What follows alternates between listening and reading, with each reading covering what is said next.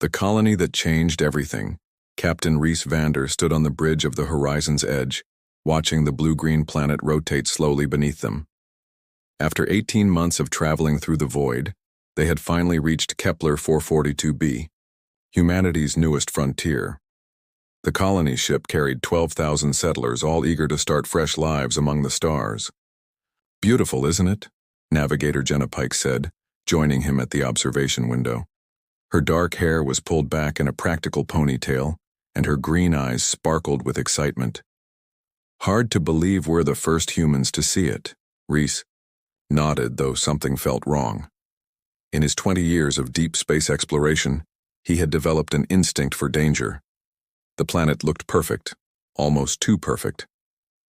"Any signs of intelligent life on the surface?" he asked. "Nothing on our scans," Jenna replied.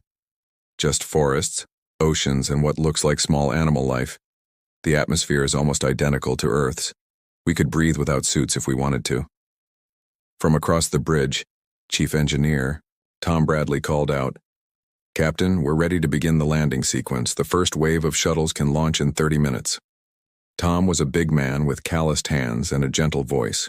He had volunteered for this mission to give his young daughter a chance at a better life. His wife had died in the water wars on Earth, and he wanted his child to grow up under open skies instead of the cramped domes of the overcrowded homeworld. "Not yet," Rhys said, his unease growing stronger. "Run another deep scan. Check for any artificial structures or energy signatures." Jenna frowned but began working at her console. "Captain, we've already scanned 3 times. The planet is clean." "Humor me," Rhys said. Something was definitely wrong. The hair on the back of his neck was standing up, the way it had during the border wars when enemy ships were about to decloak. That's when space exploded around them, when predators revealed themselves. The attack came without warning. One moment they were alone in the system. The next moment reality tore open and massive alien warships poured through dimensional rifts.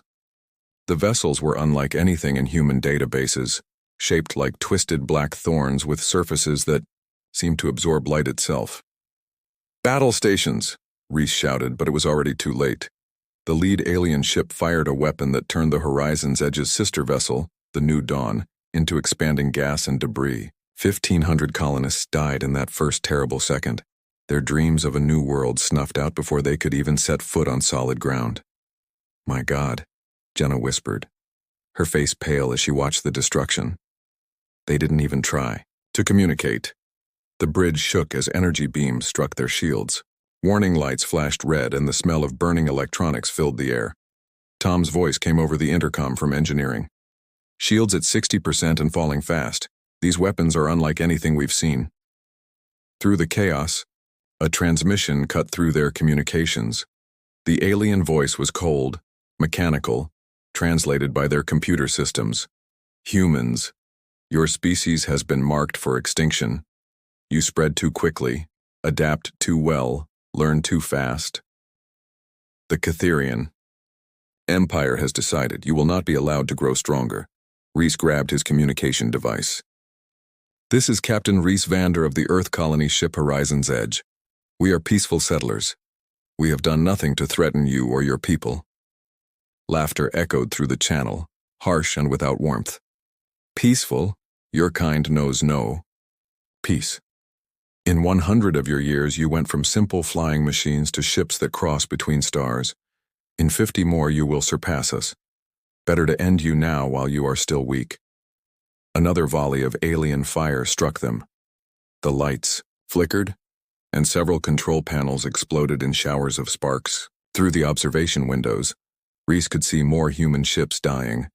The transport Liberty Bell broke apart under focused fire, its hull splitting like an egg. The cargo hauler Big Dipper tried to ram one of the alien vessels but was vaporized before it could make contact. "How many ships do they have?" Rhys asked, though he dreaded the answer. Jenna's fingers flew over her console. "Sensors show at least 300 warships, Captain. We have 12 vessels and most of them are civilian transports with minimal weapons." The mathematics of destruction were simple and brutal.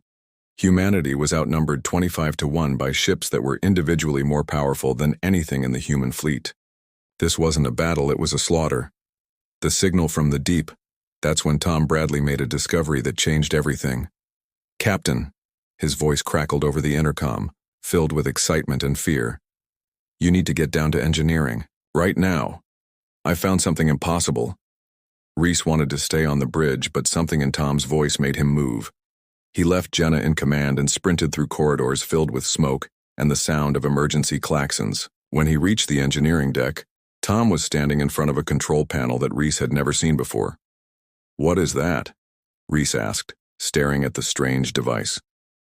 It was built into the ship's structure as if it had always been there, but its design was completely different from human technology. The metal was darker, smoother, and covered with symbols that seemed to shift when he wasn't looking directly at them. "I have no idea," Tom said, his big hands hovering over the controls. "It activated when the aliens started shooting at us. Look at this." He pressed a button and the device began to hum with power. A holographic display appeared showing star charts that extended far beyond human space. But what caught Reese's attention was a blinking signal coming from the edge of the galaxy, so far away that human ships had never traveled there. "It's some kind of beacon," Tom continued. "And Captain, according to these readings, it's been waiting for us for over 10,000 years. The ship shook again as more alien fire struck their weakening shields. Through the engineering deck's small window, Reese could see the last human destroyer, the Valiant, explode in a ball of fire. They were alone now, one colony ship against an entire alien fleet. "The signal is getting stronger," Tom said, studying the readouts. "It's like something out there knows we're in trouble and is trying to help us." Jenna's voice came over the intercom, strained with panic. "Captain, shields are down to 20%. Whatever you're doing down there, do it fast." Reese stared at the mysterious device. Every instinct told him that trusting unknown alien technology was dangerous, possibly suicidal. But watching his people die while helpless was worse than any risk. The choice that saved humanity. "Can you activate it?" he asked Tom. The engineer nodded, though his face was grim. "The controls are responding to me like I've used them before, which is impossible. But Captain, I don't know what will happen when I turn this thing on. For all we know, it could destroy the ship." Another massive impact rocked the horizon's edge. Through the ship's communication system, they could hear people screaming, children crying, families huddling together in terror. 12,000 innocent people who had trusted humanity's leaders to keep them safe. "Do it," Reese said. Tom's calloused hands moved over the alien controls with surprising confidence. The device responded to his touch, its hum growing deeper and more powerful. The holographic display flared brighter, and suddenly Reese could see something incredible. The signal from the edge of the galaxy wasn't just a beacon. It was a ship, massive beyond imagination, lying dormant in the deep void between stars. And, according to the readings, it was unmistakably human in origin. "How is that possible?" Reese whispered. "Humans have only been in space for 200 years. How can there be a human ship 10,000 years old?" Tom shook his head in amazement. "I don't know, Captain. But it's waking up, and it's coming. Here." On the display, they watched as the ancient vessel began to move. It was larger than entire space stations, bristling with weapons that made the alien fleet look like toys. But most incredible of all, it was accelerating at speeds that should have been impossible, crossing distances that would take human ships months to travel. "How long until it gets here?" Reese asked. Tom checked the calculations twice before answering. 18 minutes, Captain. Whatever that thing is, it moves faster than anything we've ever built." The ship shook again, more violently this time.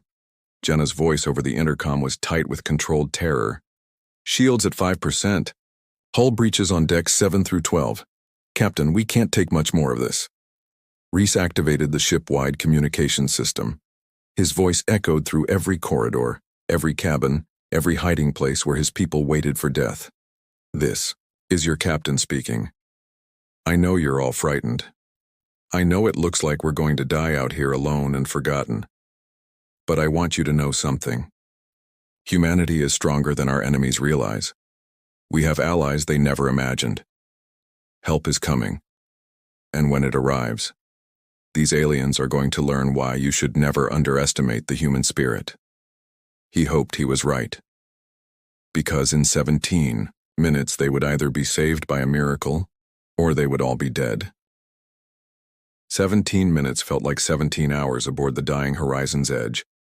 Captain Rhys Vander stood in the engineering section, watching the mysterious alien device track the approaching vessel from deep space. Around him, his ship was falling apart. Hull breaches had claimed 3 more decks, and the life support systems were failing one by one. "Captain," Jenna Pike's voice crackled through damaged speakers. "The Catherian ships are moving into bombardment formation. They're going to finish us off." Through the small engineering window, Rhys could see the alien fleet arranging itself, like vultures around a dying animal. Their black thorn-shaped vessels pulsed with malevolent energy, preparing to deliver the killing blow to humanity's hopes of expansion. That's when space itself seemed to scream. A rift tore open at the edge of the solar system, not the clean dimensional cuts the Catherians used, but something rawer, more violent. Reality bent and twisted as something enormous forced its way through the fabric of space-time itself. What emerged defied every law of physics humanity understood. The ship was a leviathan of dark metal and flowing energy, longer than Manhattan Island and twice as wide. Its hull wasn't solid but seemed to shift and flow like liquid mercury. Weapons that looked like crystallized lightning ran along its surface, and at its center pulsed a heart of pure energy that hurt to look at directly. "Sweet mother of," Tom Bradley whispered, his face pressed against the window. "What is that thing?" But Rhys was staring at the holographic display, where impossible readings were scrolling past. According to these scans, that ship is broadcasting human identification codes. Not just any codes. Earth Fleet Command protocols that won't be invented for another 50 years. The woman who remembered tomorrow. Before anyone could process this information, a new voice cut through their communications. It was female, warm, but carrying an authority that made even Rhys straighten instinctively. "This is Dr. Elena Frost aboard the vessel Nemesis Protocol. Earth Colony Ship Horizon's Edge. Please respond." Rhys grabbed the communication device, with shaking hands. "This is Captain Rhys Vander. Doctor, how do you know our ship designation? Who are you?" A pause, then. "Captain Vander, I'm someone who's been waiting a very long time to meet you. We need to talk, but first, let me deal with your Catherian problem." On the main display, they watched as the massive ship moved toward the alien fleet, with impossible grace. It didn't accelerate gradually like normal vessels. It simply decided to be somewhere else and was there, as if distance was merely a suggestion it chose to ignore. The Catherian commander, General Zyrock, apparently decided this new arrival was a threat. His fleet turned their weapons toward the Nemesis Protocol and fired everything they had. Hundreds of energy beams that had torn through human ships like paper struck the newcomer's hull. They passed through it like light through water. "Impossible," Tom breathed. "Their weapons aren't even touching it." Dr. Frost's voice came through the speakers again, now carrying a note of cold anger. "General Zyrock of the Catherian Empire, you have violated the temporal accords by attacking a protected species during their expansion phase. Withdraw immediately or face consequences." The alien general's response was predictable. "Unknown vessel, you will be destroyed along with these human vermin. The Catherian Empire bows to no one." "Wrong answer," Dr. Frost said quietly. "When angels became demons, what happened next would be studied by military tacticians for generations, assuming anyone survived to study it. The Nemesis Protocol didn't fire weapons in any conventional sense. Instead, sections of its hull simply opened, revealing chambers filled with swirling darkness. From these chambers emerged objects that looked like living shadows, weapons that moved with purpose and intelligence. The shadow weapons spread through the Catherian fleet like a plague. When they touched an alien ship, that vessel didn't explode or burn. It simply stopped. The lights went out, the engines died, and the crew inside found themselves trapped in vessels that no longer responded to any commands. "They're not destroying the ships," Jenna observed from the bridge.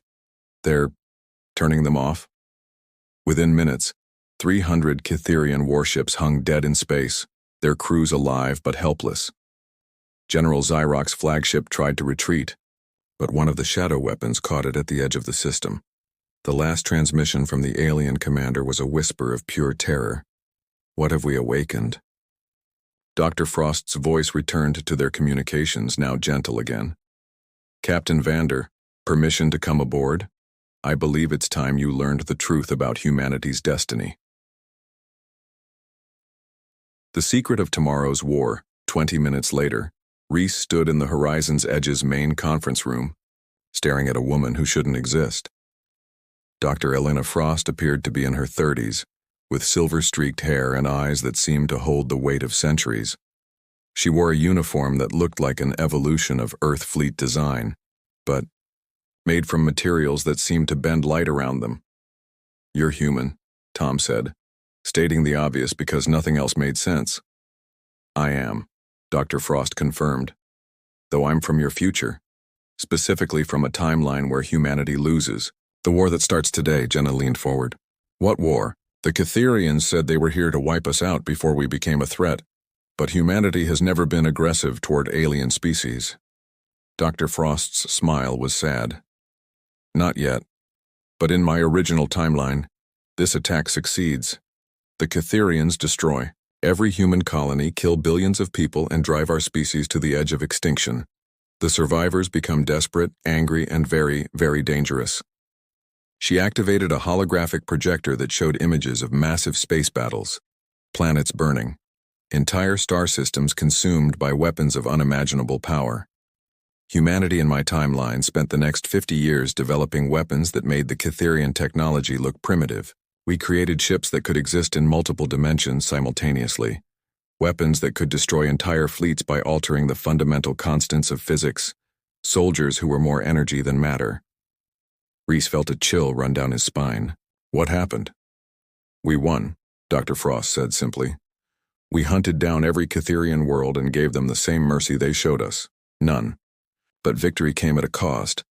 The weapons we built, the things we became in order to survive.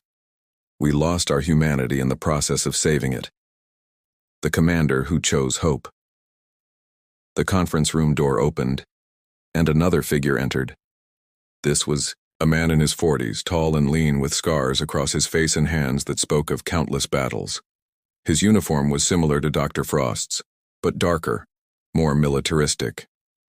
"Commander Jake Morrison," he introduced himself. "Former head of Earth's Temporal Defense Initiative. In our timeline, I was the one who suggested we come back and prevent this war from starting." Tom frowned. "If you can travel through time, why not just warn Earth about the attack before it happens?" "Because changing the past creates paradoxes," Dr. Frost explained. "We can't prevent the attack, it's a fixed point in the timeline, but we can change how it ends. Instead of humanity being nearly destroyed and becoming monsters, we can show the galaxy that humans are not to be underestimated, while still maintaining who we are." Commander Morrison pulled up another holographic display, this one showing technical schematics. "The device in your engineering section isn't alien technology. It's human technology from the future, planted in this ship before you left Earth. We've been preparing for this moment for decades." "But how?" Jenna asked. "How did you get a device from the future into our ship?" Dr. Frost and Commander Morrison exchanged a look. "Because," the doctor said slowly, "the three of you, Captain Vander, Navigator Pike, and Chief Engineer Bradley, you're not just random colonists. In our timeline, you were among the few survivors of this attack. You went on to become the leaders of humanity's resistance movement." The room fell silent as the implications sank in. "Tom Bradley," Commander Morrison continued, "in our timeline, you invented the dimensional phase technology that allowed our ships to exist in multiple realities. Jenna Pike, you discovered the mathematical principles that made faster-than-light communication possible across time itself. And Captain Vander," he paused, looking directly at Reese, "you became the first human to successfully negotiate a peace treaty with a hostile alien species, not through surrender, but through demonstrating that humanity was too dangerous to fight and too valuable to destroy." The choice between futures. Dr. Frost stood and walked to the conference room's window, where the disabled Catherian fleet hung motionless in space. We have a choice to make, all of us. We can let history repeat itself, let the Catherians recover, continue their war against humanity, and watch our species become the monsters necessary to survive. Or, Reese prompted, or we show them something they've never seen before, a species that responds to attempted genocide not with revenge but with mercy, a people who, when given ultimate power over their enemies, choose to be better than those enemies ever were. Commander Morrison activated his communication device. The Nemesis protocol has enough power to destroy every Catherian ship in this system, along with their home worlds. We could end their empire in a single day. But we won't. Through the speakers, General Xyrox's voice came through, transmitted from his disabled flagship. The alien commander sounded broken, terrified. Humans, what do you want from us? Dr. Frost took the communication device. General, we want what every intelligent species should want, peace. Your people attacked us because you feared we would become a threat. Let us prove that your fears were wrong. You spare us? The alien's voice was incredulous. After what we tried to do. We spare you, Reese said, taking the device. Because that's what humans do. We don't become monsters to fight monsters. We remain human. The new tomorrow. 6 months later, Captain Psych. Reese Vander stood in the same conference room, but everything had changed. Through the window, he could see Catherian ships working alongside human vessels, helping to build the first joint colony on the planet below. Dr. Frost and Commander Morrison had returned to their own time, their mission complete. But before leaving, they had shared enough advanced technology to accelerate human development by decades while ensuring that humanity's growth remained peaceful. The peace treaty is holding, Jenna reported, entering the room with a data pad. The Catherian Empire has agreed to serve as humanity's sponsors in the Galactic Council. Apparently, showing mercy to defeated enemies is so rare that it's made us famous throughout the galaxy. Tom looked up from his engineering reports. The fusion reactors are running at peak efficiency, and the new dimensional sensors are working perfectly. My daughter sent a message from Earth. She wants to study xenobiology so she can work with alien species when she grows up. Reese smiled. In the original timeline, Tom's daughter had grown up to become a weapons designer, creating tools of destruction in humanity's desperate war for survival. Now she would grow up to be a bridge between species, helping create understanding instead of devastation. Captain, Jenna said quietly, do you ever wonder what would have happened if Dr. Frost and Commander Morrison hadn't come back? Reese looked out at the peaceful scene below, where human and Catherian children were playing together under an alien sun. Every day. But then I remember what Dr. Frost told me before she left. What was that? She said that in every timeline, at every crucial moment, humanity has a choice. We can choose to become what we need to survive, or we can choose to become what we need to thrive. The difference between those choices determines not just our future, but our souls. Through the speakers, General Xyrox's voice came through their daily communication check. The alien commander had become an unlikely friend, serving as liaison between their species. Human friends, the evening meal is prepared. Will you join us in the Great Hall? On our way, General, Reese replied. As they walked toward the dining hall where former enemies now shared food and stories, Tom asked, do you think we'll ever see Dr. Frost and Commander Morrison again? I don't know, Reese admitted. But I like to think that somewhere in the future, they're looking back at what we've built together and smiling. Above them, the stars shone peacefully on a galaxy where humanity had earned its place not through conquest, but through the simple revolutionary act of refusing to become monsters, even when monsters would have been easier to be. The war that was meant to wipe out humans had ended not with humanity's destruction, but with humanity's greatest victory, the victory of remaining human.